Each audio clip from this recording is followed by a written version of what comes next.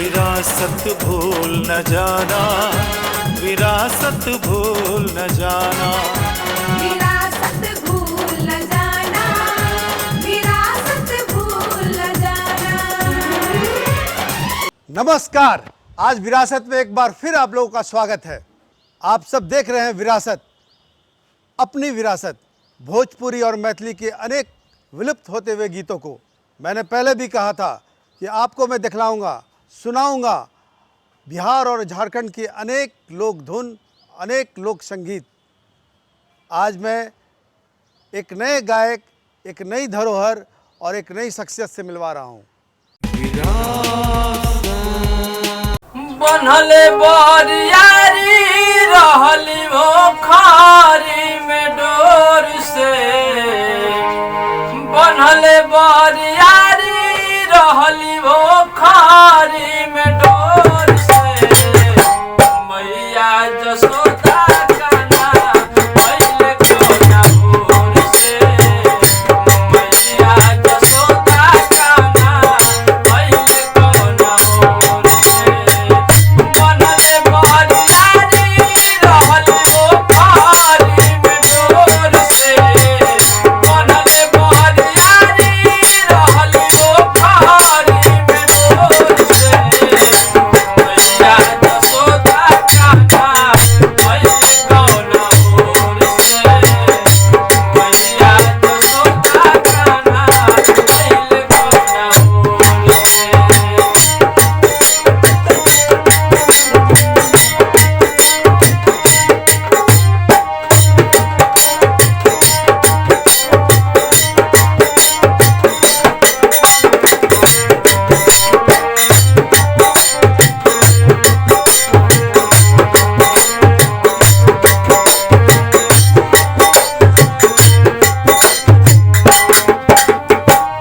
केतना बखान पर तोहरा से लगली बरदानी, मटकी के फोर दही खाए गइलन उसके चुहानी।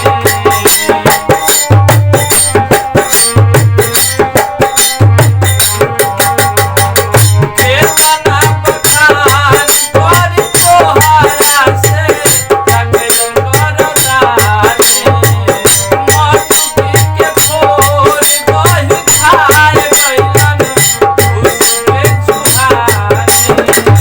कहवा छुपाई नाही छुपे ऐसन चोर से, कहवा छुपाई नाही छुपे ऐसन चोर से, मैया जसोदा काना पहले कोना भोर से, मैया जसोदा काना पहले कोना भोर से।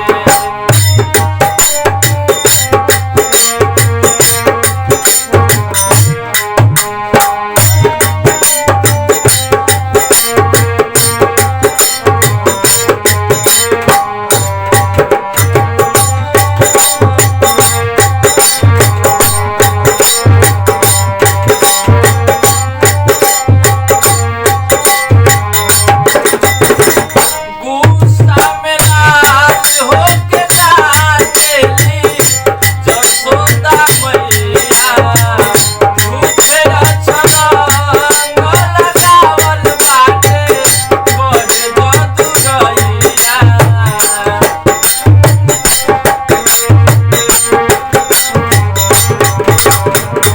गुस्सा में लाल होके नाचेली जसोदा मैया, झूठे छलांग लगावल बाटे बड़े जदुरैया।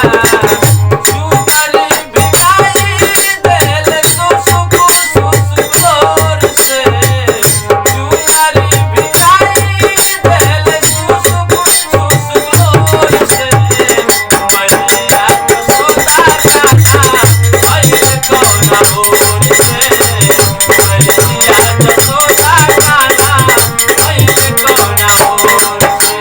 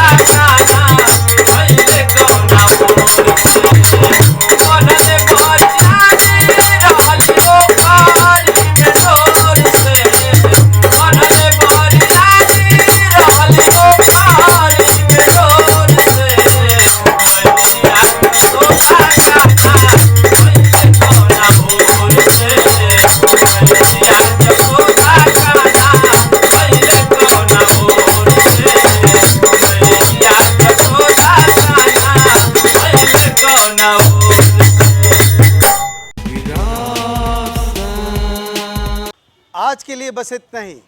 रउआ लोग से इजाज़त मांगता नहीं, अगली बार हम फिर मिलब। तब तक के लिए दीप श्रेष्ठ के इजाज़त दी।